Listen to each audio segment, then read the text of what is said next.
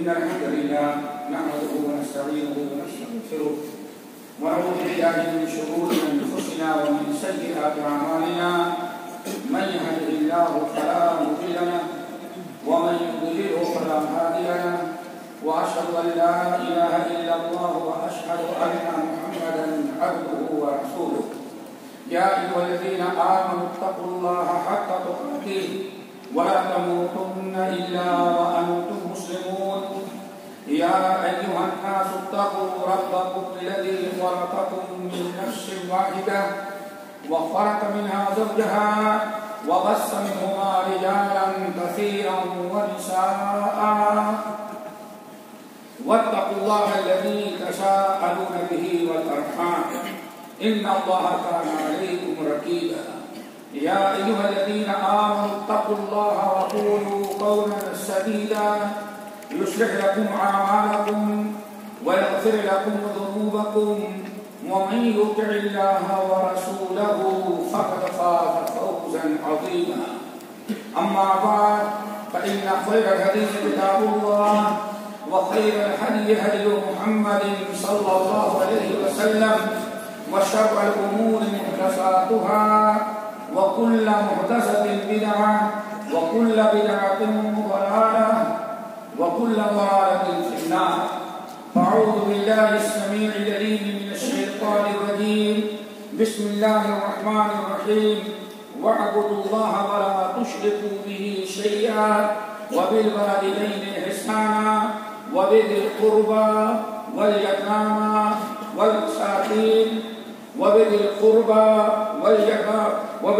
والجار ذي القربى والجار الجنوب والصاحب بالجنب وابن السبيل وما ملكت أيمانكم إن الله لا يحب من كان مختالا فخورا. بزرگان دین، نوجوان ساتھیوں، دینی ماں اور بہنوں، یہ سورۃ النساء کی ایک آیت تلاوت کی گئی ہے جو آج خطبے کا اصل موضوع ہے. کلمہ گو پر اللہ رب العالمین نے دو قسم کے حقوق فرض قرار دی ہیں. انسان اسلام کے اندر داخل ہوتا ہے، اس کے اوپر دو قسم کے حقوق اور فرائض متعین ہو جاتے ہیں. ایک کا تعلق ایک ہے حقوق اللہ اور دوسرے ہے حقوق العباد. حقوق اللہ کا مطلب توحید خالص، اتباع رسول، اقامت شرع، ایتاء زکات، اللہ اس کے رسول کے تقرب، اطاعت اور عبادت کے جو اعمال ہیں ان کو کہا جاتا ہے حقوق اللہ. اور دوسرے حقوق جو ہیں جو انسانوں پر واجب ہوتے ہیں ہر کلمہ کے اوپر، دوسرے قسم کے حقوق وہ ہیں حقوق العباد.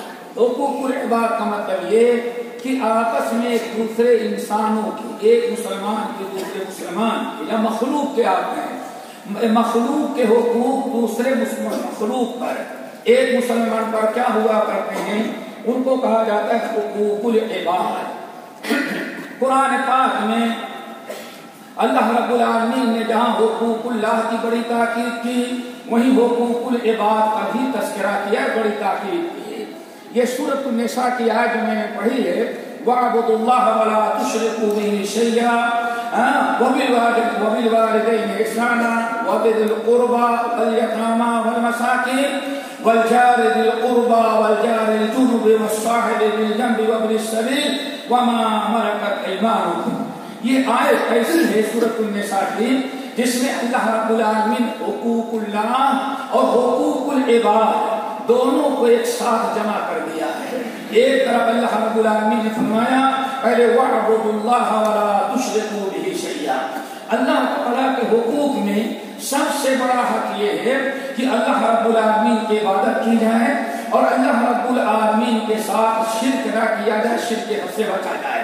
جیسے کہ صحیح ہے ان کی روایت حضرت معاذ بن جبل رضی اللہ تعالیٰ عنہ کہتے ہیں ایک دن نبی علیہ السلام کہیں باہر جا رہے تھے اور مجھے اپنی سواری پر بیٹھا دیا.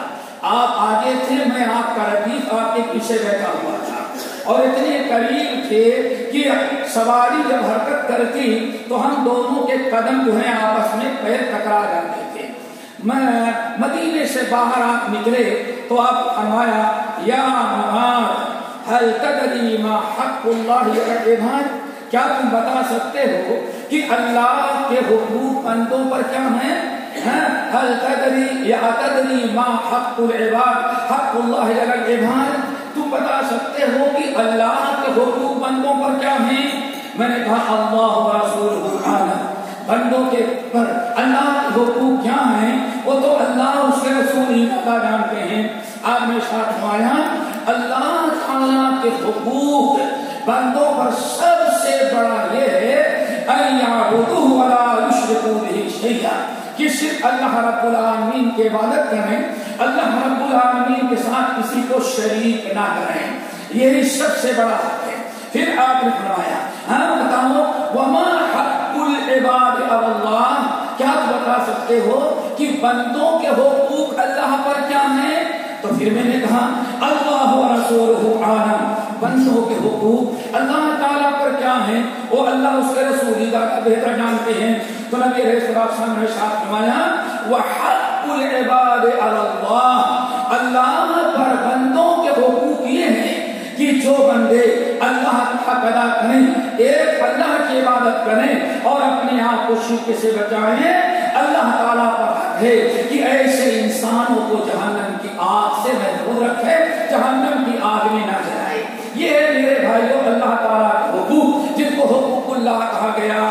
نمبر 2، پھر اس کے بعد اللہ رب العالمین حقوق العباد کا تذکرہ کیا، فرمایا وبالوالدین احسانا وبذی القربى والیتامى والمساکین والجار ذی القربى والجار الجنب والصاحب بالجنب وابن السبیل وما ملکت ایمانکم.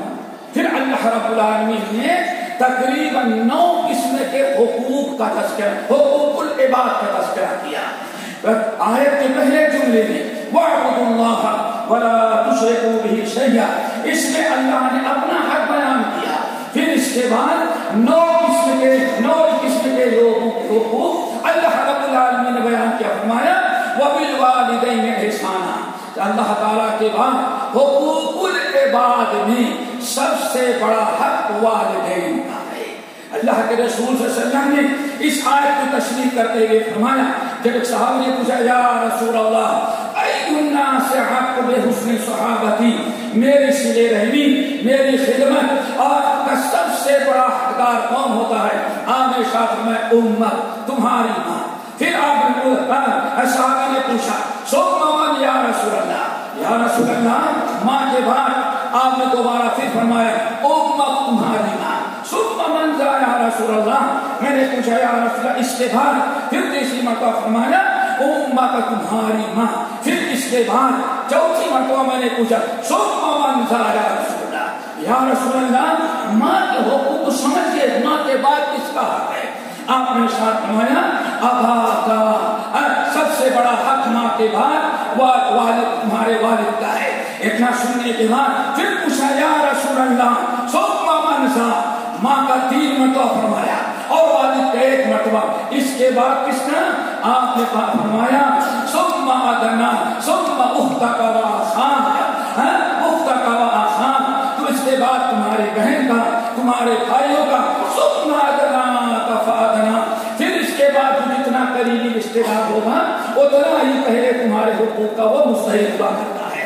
اللہ رب العالمین نے حقوق العباد میں سب سے پہلے ماں باپ کا حق بیان کیا، فرمایا وبالوالدین احسانا، اور نبی علیہ السلام نے وضاحت کر دیا کہ ان دونوں میں بھی 3 گنا حق اللہ تعالیٰ نے ماں کا زیادہ رکھا ہے۔ اس کی وجہ یہ بیان کی جاتی ہے کہ ہر انسان پر، چاہے لڑکا ہو یا لڑکی، مرد ہو یا عورت، ہر ایک پر 3 مرحلے ایسے گزرتے ہیں کہ سوائے ماں کے کوئی کائنات میں انسان کام نہیں آتا۔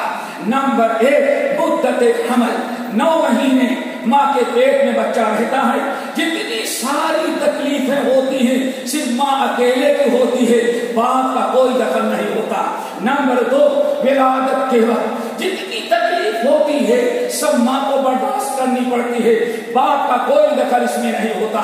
نمبر 3 مدت رضاع، دودھ پلانے کا معاملہ آتا ہے تو اس وقت بھی پورے مدت رضاعت میں ماں اکیلے کام آتی ہے، باپ شریک نہیں رہتا۔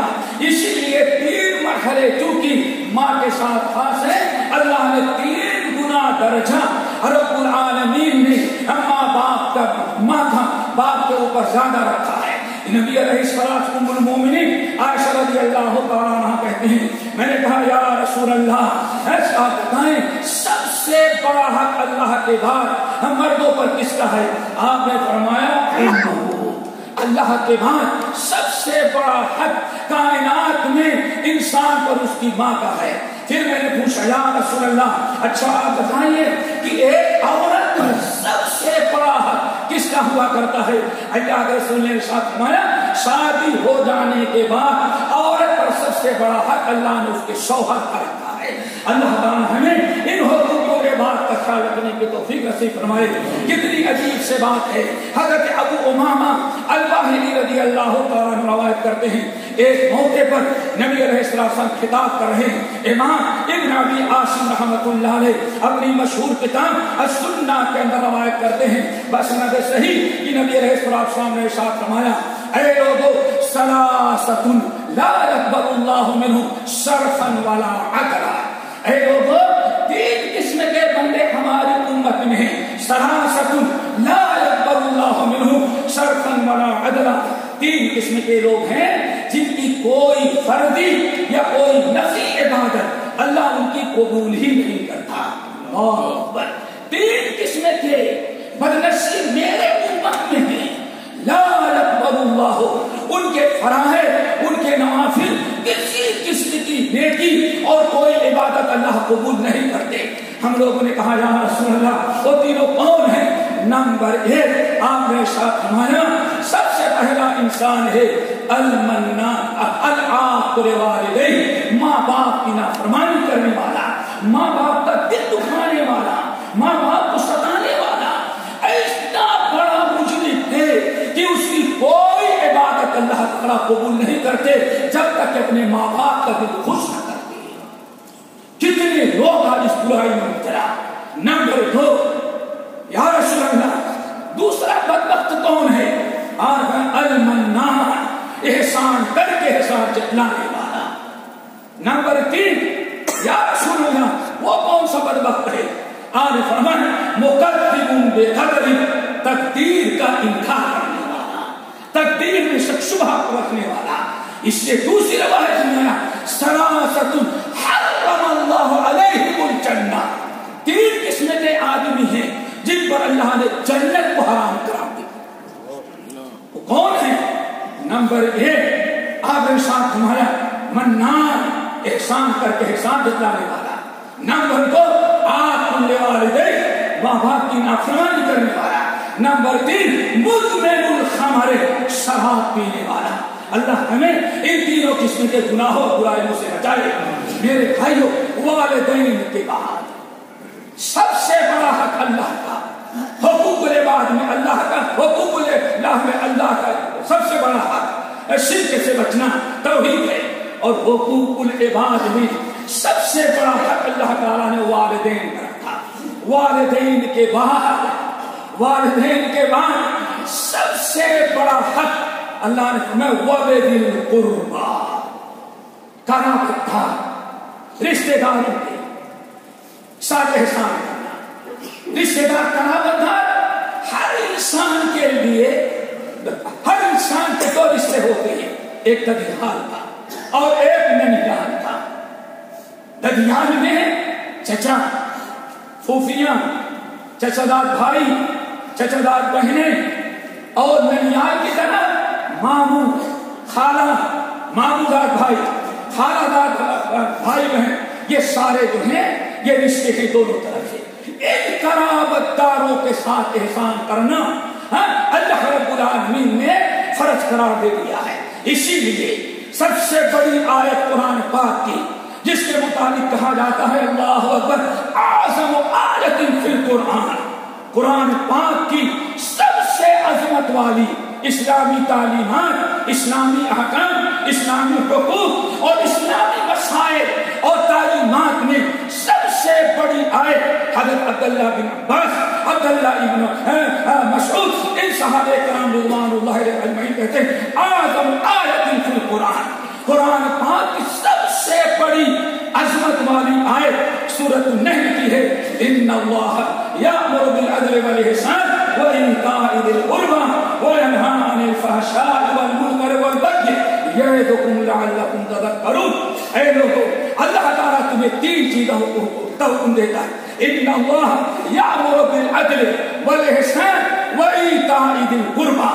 اللہ تعالیٰ تمہیں حکم دیتے ہیں نمبر 1 احسان کرنے کا، نمبر 2 عدل کا، نمبر 3 وإیتاء ذی القربى، قرابت داروں، رشتے داروں کے ساتھ بھلائی کرنے۔ اللہ نے آپ کو مال دیا ہے، اللہ نے آپ کو صلاحیت دی ہے اپنے مال، اپنی قوت، اپنے صلاحیت سے کے ذریعے اپنے رشتے داروں کو فائدہ پہنچانا۔ ان اللہ یأمر بالعدل والإحسان وإیتاء ذی القربى وینہی عن الفحشاء والمنکر والبغی یعظکم لعلکم تذکرون۔ امام بخاری رحمۃ اللہ نے اپنی مشہور کتاب الادب المفرد میں اور امام مسلم نے اپنے صحیح کے اندر نقل کیا، ایک موقع پر اللہ نے ارشاد فرمایا اے لوگو ان اللہ یوصیکم بامہاتکم ثم یوصیکم بامہاتکم۔ اے لوگو، اللہ تمہیں تاکید کرتے ہیں، ان اللہ سے فرما رہے ہیں ان اللہ، اے لوگو اللہ تمہیں وصیت کرتا ہے، تاکید کرتا ہے اپنے ماؤں کا خیال رکھنا۔ اللہ اکبر، آج مائیں کتنی دکھی ہیں، کتنی تکلیف ہے، شادی ہوتے ہی یا شادی کے پہلے اولاد کس طرح سے ماں باپ کا دل دکھا رہی ہے۔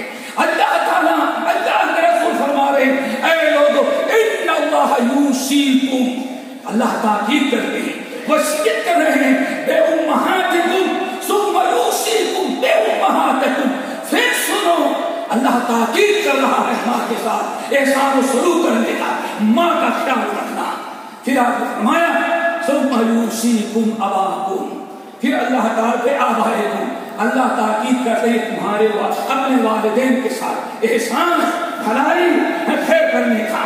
پھر ماں باپ کے بعد اللہ کے رسول نے ارشاد فرمایا ثم یوصیکم بالاقرب فالاقرب، ماں باپ کے بعد کرتے ہیں کہ اپنے رشتے داروں کے ساتھ اور قرابت داروں کے ساتھ احسان کرنا، بھلائی کرنا، ان کے دکھ درد میں کام آنا۔ اللہ تعالیٰ ہم سب کو عمل کی توفیق نصیب فرمائے۔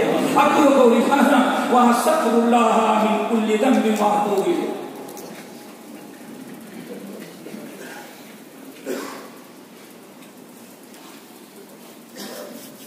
الحمدللہ وکفی وسلام علی عبادہ الذین اصطفی اما بعد۔ اللہ رب العالمین نے خاص طور سے قرآن پاک کے اندر اللہ نے آپ کو صاحب ایمان، صاحب خیر بنایا ہے، آپ کو اللہ رب العالمین نے خوشحال بنایا ہے۔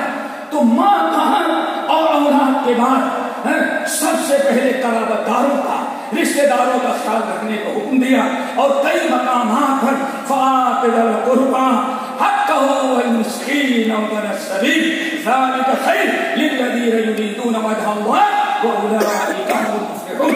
سورۃ روم کی آیت رب العالمین ارشاد فرماتے ہیں، اے اللہ کے بندو فآت ذی القربی، اللہ فرماتے ہیں اے میرے بندو فآت ذی القربی، ہم نے تم کو اگر مال دیا ہے، خوشحال بنایا ہے، ہم نے تمہیں کاروبار دھن دولت سے نوازا ہے، تو سب اپنا نہیں سمجھنا، بلکہ تمہارے مال کے اندر تمہاری آمدنی اور تمہاری کمائی اور تمہارے آمد کا مال کے اندر اللہ رب العالمین حق رکھا ہے رشتے داروں کا۔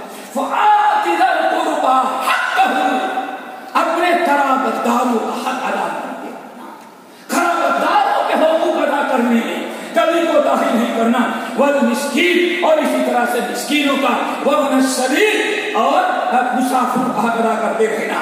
آگے اللہ نے ارشاد فرمایا ذالک خیر للذین یریدون وجہ اللہ، جو اللہ کو راضی کرنا چاہتے ہیں، اللہ کو خوش کرنا چاہتے ہیں، ان کے لیے اس سے بہتر عمل کوئی دوسرا نہیں ہے کہ اپنے رشتے داروں کے ساتھ بھلائی کریں۔ اللہ تعالیٰ نے بڑے یہ حکم قرآن پاک کے مختلف مقامات پر نقل کیا ہے، اور آگے ارشاد فرمایا وَأُولَٰئِكَ هُمُ الْمُفْلِحُونَ، یہی ہے کامیاب ہونے والے۔ میرے بھائیوں، قرابت داروں کے کام آنا، رشتے داروں کے کام آنا، صلہ رحمی کرنا، اللہ تعالیٰ نے اس میں بڑی برکتیں رکھی ہیں۔ صحیحین کی روایت آپ نے ساتھ میں اے لوگو ان اللہ من احب ان یبسط له فی رزقہ ویوسع له فی اثرہ فلیصل رحمہ، اور کما قال علیہ السلام، اے لوگو تم میں جو چاہتا ہے اللہ اس کے کاروبار میں، اس کی آمدنی میں، اس کے رزق میں برکت دے اور خود رزق سے نوازے اور بڑھائے اس کو، تو اللہ سننے ساتھ فرمایا اور جو چاہتا ہے اس کی عمر اور زندگی کو بڑھائے، اللہ برکت دے۔ اس کا صرف ایک راستہ ہے، کیا میرے بھائیو؟ فلیصل رحمہ، چاہیے کہ رشتے داروں کے ساتھ صلہ رحمی کرے۔ نبی علیہ الصلوۃ والسلام کے صحابی ابو ہریرہ رضی اللہ تعالیٰ عنہ، امام بخاری الادب المفرد میں روایت کرتے ہیں، ابو ہریرہ رضی اللہ تعالیٰ عنہ جمعرات کا دن تھا، کہیں درس کا اعلان تھا، وہ درس میں تھے، بہت سارے لوگ بیٹھے ہوئے تھے، انتظار میں ابو ہریرہ صاحب کے رسول آئیں گے تو بڑا درس دیں گے، دین کی کچھ باتیں سنائیں گے۔ جب وہاں پہنچے تو کہا بھائی میں ہر انسان کو قسم دلاتا ہوں جو رشتے داروں سے قطع تعلقی رکھنے والا ہو، برائے مہربانی وہ ہماری مجلس سے نکل جائے۔ اللہ اکبر، کتنی عجیب سی بات۔ ہر ایسے انسان کو میں قسم دلاتا ہوں کہ جو رشتے داروں سے بگاڑ، جھگڑے لڑائی قطع تعلقی کرتا ہے، برائے مہربانی ہماری مجلس سے نکل جائے۔ ایک نوجوان اٹھا، ابو ہریرہ نے دیکھا، چلا گیا، بھگا ہوا گیا، ہانفتا کانپتا، پسینے میں شرابور، درس ختم ہونے کے پہلے پھر آ کے حاضر ہو گیا۔ حضرت ابو ہریرہ نے پوچھا بیٹے تم اتنے لوگوں میں ہم نے تو عام بات تم ہی اکیلے کیوں اٹھ کر کے گئے؟ کہا بات اصل ہے آپ کے درس کا، آپ سے حدیثیں سننے کا مشتاق تھا، ایک عرصے سے انتظار کر رہا تھا، اور آج وقت نکال کر کے آیا، اور پہنچتے ہی آپ نے شرط رکھ دی میرے درس میں صرف وہ انسان شامل ہو جو صلہ رحمی کیا کرتا ہے، ہر ایسے انسان کو چاہیے نکل جائے جو قطع رحمی کرتا ہے۔ تو بات اصل یہ ہے 2 سال ہو گئے میری پھوپھی سے ہماری بات چیت نہیں تھی، قطع تعلق دونوں سے علیحدگی، لیکن آپ نے جو شرط رکھی کہ ہر ایسا انسان کرتا ہے. ہمیں تو آپ سے حدیث سننی تھی, درس سننا تھا. میں بھاگ کر کے گیا, مڑو کر کے اپنی ماں کو راضی کیا, خوش کیا, اور دوبارہ راضی کرنے کے بعد آ رہے ہیں. ابو ہریرہ رضی اللہ تعالیٰ نے کہا, بھائی برا نہ سمجھنا, میں نے یہ بات اس لیے کہہ دی تھی, 2 وجہ ہے. نمبر 1, ہمارے ان کانوں نے نبی علیہ السلام کو فرماتے ہوئے سنا ہے, ان الرحمت لا تنزل ولا قوم فیہم قاطع رحم.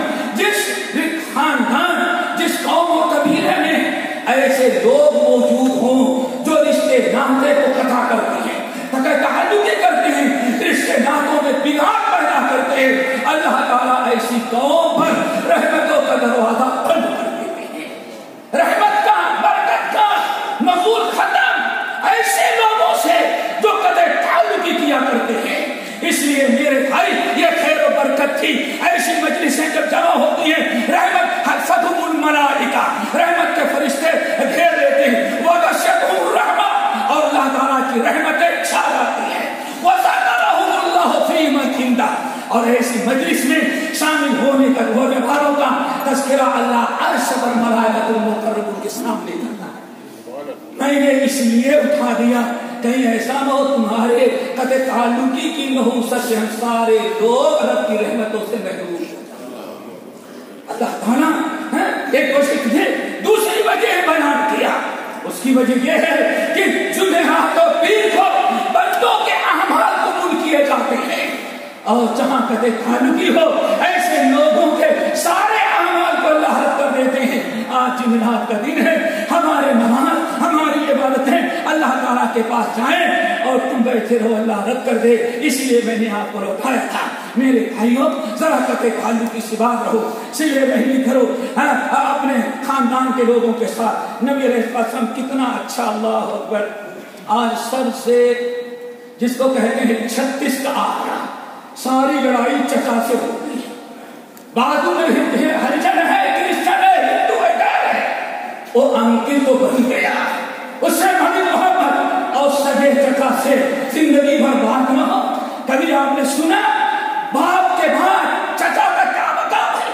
حضرت علی, حضرت عمر بن الخطاب رضی اللہ تعالیٰ عنہ, ایسے جلیل قدر صحابہ کرام کہتے ہیں, اے لوگوں, میرے امتحانوں نے اللہ سے کو فرماتے ہوئے سنا, امر الرجل سلو ابی, امری و سلو ابی العباس. اے لوگوں, میرا باپ کا نائب, میرے باپ محمد بن عبداللہ بن, میرے باپ عبداللہ کا نائب, اور میرا چچا یہ عباس جو ہے, ایسے میرا چچا نہیں ہے بلکہ میرے باپ کا قائم مقام ہے. باپ کا مقام جو ہے اللہ نے چچا کو دیا ہے. آسان اسی لیے ہے, نہیں میں کہتے ہیں جیسے باپ کی فرما برداری, باپ کی خدمت, باپ کا احسان, ویسے ہی چچا کے بھی مستحق ہوا کرے. امر الرجل سلو ابی الخالۃ بمنزلۃ الام. اللہ اکبر. جب چچا ہے, پھوپھی ہے, ان کا یہ مقام, اور سسرالی رشتے میں جاؤ. اللہ کے ساتھ لوگوں, خالۃ الرجل, خالہ کی ذرا قدر کرنا, ماں کے ساتھ خالہ کا بھی خیال کرنا. کیوں؟ خالہ جو ہے ماں کے قائم مقام ہے. سنن نبی داؤد کی روایت, ایک انسان پتا نہیں کتنا گناہ کیا, دوڑا ہوا اللہ رسول کے پاس آیا اور کہتا ہے, یا رسول اللہ, اصبت سبا عظیما فہل لی من توبۃ, میں نے بہت بڑا گناہ کیا ہے, میری سمجھ میں اتنے بڑے گناہ کی توبہ تو نہیں ہے, لیکن آپ ذرا بتائیں, میں تو سمجھتا ہوں اتنے بڑے مجرم, اتنے بڑے گنہگار کی کوئی توبہ نہیں سوائے جہنم کے, لیکن پھر بھی اطمینان کے لیے پوچھ لیتا ہوں, ہمارے گناہوں کی توبہ قبول کرے گا؟ اللہ سے فرمایا, ماں ہے, کہا نہیں, انتقال ہو گیا. خالہ ہے, اللہ تعالیٰ کے رسول, خالہ تو زندہ ہے. آپ نے ساتھ میں جہاں خالہ ماں کی جگہ پر ہے, ماں نہیں ہے تو خالہ کو ماں سمجھ کے خدمت کر. اللہ کی قسم تیرے بڑے سے بڑے سارے گناہوں کو اللہ معاف. یہ انسان کرا بتھا رکھو, اللہ سب کو لوگوں کو نیک بنائے, سارے بنائے, موحد بنائے, متبع سنت بنائے. العالمین, ہم نے جو کہا, جو سنا, جو سمجھا, اس پر سب عمل کرنے کی توفیق دے. العالمین, دیوانوں کو عاجلی عطا فرما، مقروض کو قرض کی ادائیگی توفیق دے، پریشان حال کی پریشانی کو دور کر دے، مریض کو شفا کلی عطا فرما۔ الہ العالمین ہم بوڑھے بچوں کو ہدایت کی راہ بتا دے، جو مسجد سے دور ہیں دین سے ہٹے ہیں اللہ ان کو دین اور مسجد کے قریب کر دے۔ الہ العالمین الہ العالمین جس ملک میں رہتے ہیں وہاں کے رئیس الدولہ ان کے عامان انصار کو خلیفہ شیخ خلیفہ اور ان کے ساتھیوں اور ان کے اعلیٰ مجلس کو اللہ تعالیٰ صحت و عافیت نصیب فرما۔ جس شہر میں رہتے ہیں وہاں کے حاکم شیخ سلطان حفظہ اللہ کو ہر بلا ہر مصیبت ہر آفت سے اللہ تعالیٰ بچا لے۔ ان حضرات سے وہی کام ہے جس میں آپ کی رہنا ہو، امت کی بھلا ہو، خیر قوم اور وطن کی بھلائی ہو، اور ہر ایسے کام سے اللہ ان کے ہاتھوں کو روک لے جس میں آپ کا غضب ہو، امت کا خسارہ ہو، ملت اور قوم کا نقصان ہو۔ الہ العالمین جو مجاہدین حق کے لیے لڑ رہے ہیں اللہ تعالیٰ انہیں غلبہ عطا فرما، اہل باطل کو شکست اور شکست عطا فرما۔ الہ العالمین جس ملک میں ہمیں اس ملک کو امن و امان کا گہوارہ بنا دے۔ مسلمان جہاں بھی مسلمان ممالک ہیں اللہ سب کو امن و امان عطا فرما۔ اقلیت میں جہاں مسلمان ہیں اللہ ان کی عزت ان کی عزت عصمت ان کی عصمت ان کی عزت ان کی فتح حفاظت فرما۔ اللهم اغفر للمؤمنین والمؤمنات والمسلمین والمسلمات عباد اللہ رحمكم اللہ ان اللہ یأمر بالعدل والإحسان وإیتاء ذی القربى وینہی عن الفحشاء والمنکر والبغی یعظکم لعلکم تذکرون۔